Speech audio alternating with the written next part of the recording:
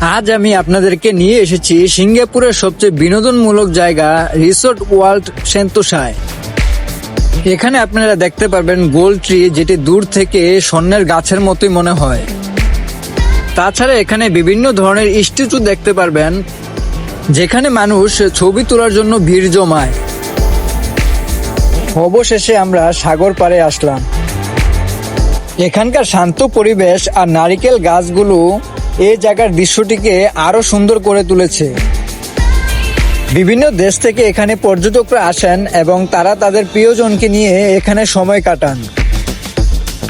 তবে আমি মনে করি এখানে সকাল 8টা অথবা বিকাল 4টার পরে আসা ভালো, কারণ দুপুরের সময় অনেক রোদ থাকে। প্রচুর গরম থাকার কারণে আপনার ঘুরতে যাওয়ার মজাটাই নষ্ট হয়ে যাবে।